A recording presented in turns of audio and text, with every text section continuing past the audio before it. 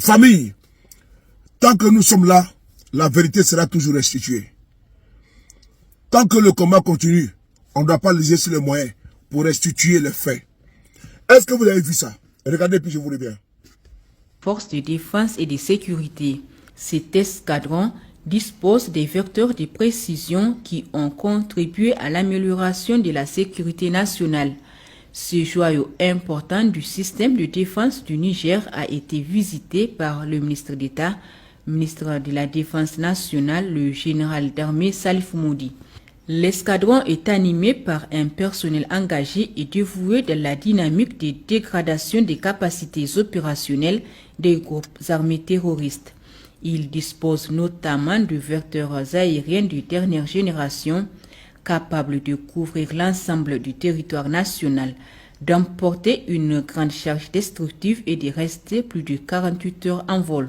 Cet escadron a réalisé plus de 10 000 heures de vol, contribuant nuit et jour à la sécurisation du territoire national. Dans le même cadre, le Centre de recherche et de développement aéronautique... Voilà, nous sommes ici au Niger, le butin sécuritaire. Je le dis encore une fois de plus, les armées de l'AES là, Mali, Burkina, Niger, il y a des exploits là-bas. Il y a les équipements de pointe. Mais ce qui est marrant souvent, c'est de voir certains individus penser que les terroristes peuvent dompter, peuvent contenir les armées conventionnelles de l'AES. C'est une utopie. C'est une utopie. Ils peuvent continuer de rêver. Parce que ce à quoi ils ont affaire, ce ne sont pas des apprentis, ce sont des combattants aguerris. Et mieux, avant, ils n'étaient pas équipés convenablement. Ils n'avaient pas les outils qu'il fallait, ils n'avaient pas l'équipement qu'il fallait, ils n'avaient pas également le moral qu'il fallait. Parce que quand vous entendez un président, en l'occurrence Bazoum, dire que les terroristes sont plus puissants que les armées de l'AES, il y a un problème là. Bazoum a dit ça en modo-vision, que les terroristes sont plus puissants que les propres armées. Mais c'est quoi ça là? Un président, il faut équiper ton armée, équipe tes soldats, accompagne-les, encourage-les. Mais un soldat déjà, lui qui est le commandant en chef, lui qui est le chef suprême des armées, il dit non que les terroristes sont plus puissants que son armée. Mais aujourd'hui là, France est de constater que depuis 2023, l'armée nigérienne, l'armée burkinabé, l'armée malienne, pour les citer également dans la comptabilité de la montée en puissance de leurs armées, sur en 2023, vous avez vu cet équipement de pointe, c'est une acquisition de ceux qui sont aujourd'hui, pour ne pas dire les responsables, qui sont aujourd'hui aux affaires au Niger. Oui, on veut faire du Niger bassine, on veut jeter les bébés avec l'eau du bain, à travers les dénigrements, à travers les injures, à travers les colibés. Ça, c'est pas notre tasse de thé. Ce qui nous importe, c'est le fait que ceux qui sont aujourd'hui aux affaires au Burkina, au Mali et au Niger sont des personnes responsables. Et on responsabilise également l'armée à travers un accompagnement qualitatif au niveau du matériel et quantitatif également au niveau matériel et au niveau des munitions. Donc quand cette armée-là est bien équipée, elle est galvanisée, elle est encouragée par la hiérarchie, je pense que cette armée elle fait son travail très bien. Aujourd'hui, nous avons à la tête de l'État de l'État nigérien le général d'armée Abdourahmane Tiani. Ses frères d'armes sont aujourd'hui contents d'aller au front et d'aller protéger, d'aller se battre. Mais quand vous avez un commandant en chef appelé Bazoum qui passait le temps à, comment on appelle ça, à décourager, à saper le moral des soldats, est-ce qu'ils peuvent aller au front? Je ne pense pas et je ne crois pas. Ils ont affaire aujourd'hui à des responsables, à des dirigeants responsables qui mettent à leur disposition ce dont ils ont besoin pour contrer le terrorisme. Et regardez ici le bulletin d'information depuis le Niger, c'est important. Merci beaucoup. Sur la rive gauche du fleuve Niger, dans le cadre de l'opération Al-Mahaou, au cours de la journée du mercredi 25 septembre 2025, des actions coordonnées ont été menées dans les zones de Mangaisi, à Bala et Fartal dans le cadre des opérations de sécurisation et de lutte contre les groupes armés terroristes. À Mangaisi, les unités engagées ont procédé à l'interpellation de 2 individus identifiés comme complices actifs des réseaux terroristes opérant dans la région. Dans les environs du marché d'Abala, une opération ciblée a permis la capture de Mohamed Alher alias Gunissi, un élément terroriste classé hautement prioritaire par les services de renseignement. Enfin, lors d'une mission de reconnaissance conduite dans les environs du village de Fartal, Les forces engagées ont récupéré du matériel militaire abandonné par l'adversaire, à savoir une bande de munitions de calibre 7,62 par 51 mm ainsi qu'une roquette complète avec sa charge. À Dosso, dans le cadre de l'opération Damissa, dans la soirée du mercredi 24 septembre 2025, suite à l'exploitation d'un renseignement jugé fiable, une unité des forces de défense et de sécurité a mené une opération ciblée dans le secteur de Koutoumbo.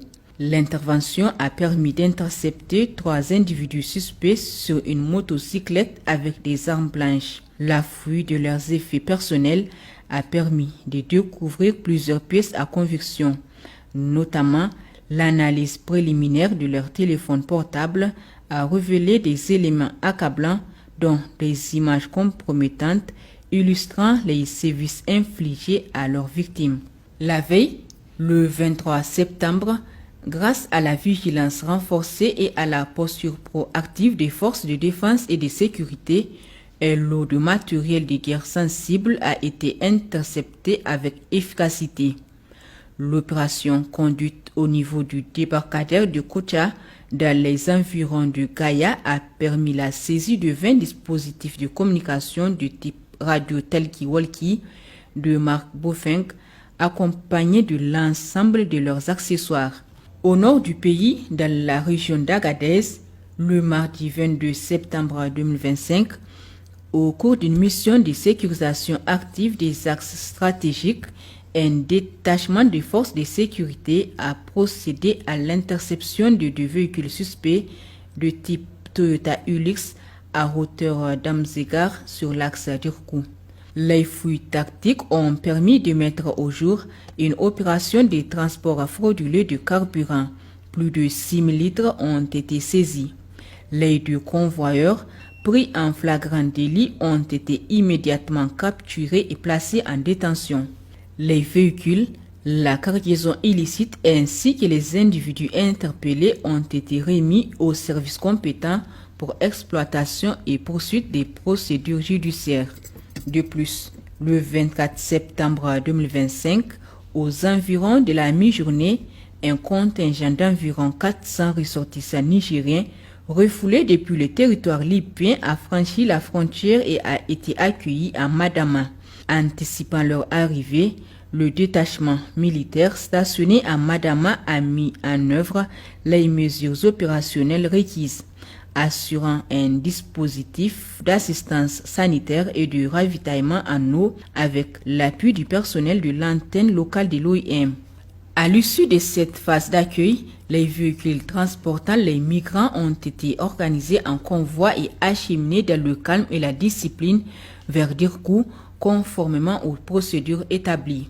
Parallèlement, en ces débuts de semaine, les forces de défense ont déclenché l'opération Épervier dans la zone d'Agadez avec pour objectif principal l'assainissement systématique des zones suspectées d'abriter des éléments criminels et de perturber leur capacité logistique. Au cours des manœuvres de fouille et de contrôle menées sur plusieurs sites identifiés, 5 individus impliqués dans des activités illicites ont été interpellés. Les opérations ont également conduit à la saisie d'un fusil d'assaut de type AK-47 chargé de 41 cartouches, d'un véhicule de type Toyota, d'une boule de chanvre indien ainsi que de 2 téléphones portables destinés vraisemblablement à des communications tactiques. L'opération s'est déroulée avec maîtrise et discipline, sans résistance ni perte du côté des forces engagées. Les éléments arrêtés ont été transférés vers les autorités compétentes pour exploitation. Le matériel saisi a été sécurisé conformément aux procédures en vigueur. Sur un autre registre, conformément à la vision des autorités nigériennes, l'armée de l'air s'est engagée dans une nouvelle dimension en termes de capacité de lutte contre le terrorisme et les menaces transfrontalières. Depuis 2023, un escadron de drones est opérationnel au sein de la base aérienne 101. Il a bénéficié de nouvelles acquisitions dans le cadre de la modernisation des forces de défense et de sécurité. Cet escadron, dispose des vecteurs de précision qui ont contribué à l'amélioration de la sécurité nationale.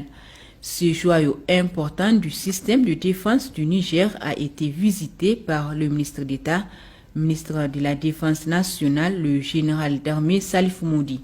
L'escadron est animé par un personnel engagé et dévoué dans la dynamique de dégradation des capacités opérationnelles des groupes armés terroristes.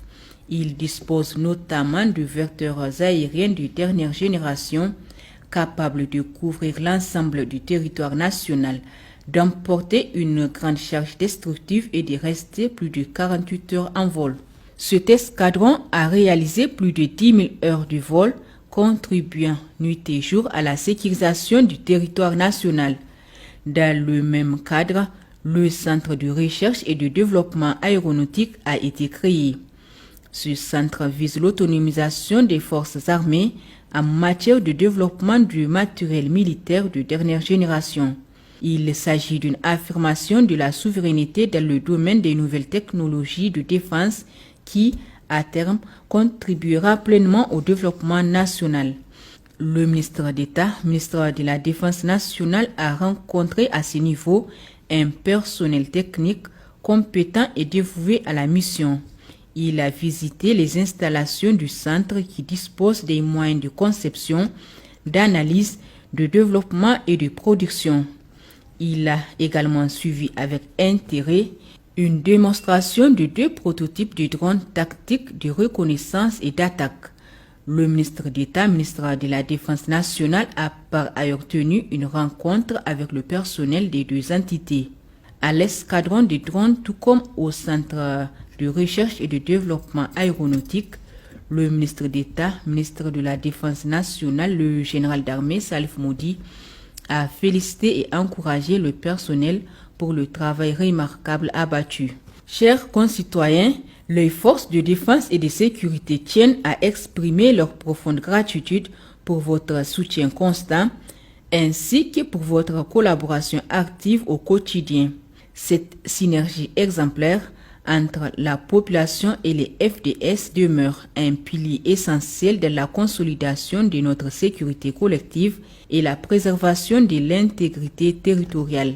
Nos lignes téléphoniques restent opérationnelles 24 heures sur 24 pour recevoir vos appels, signalements et informations utiles à la sécurisation du territoire.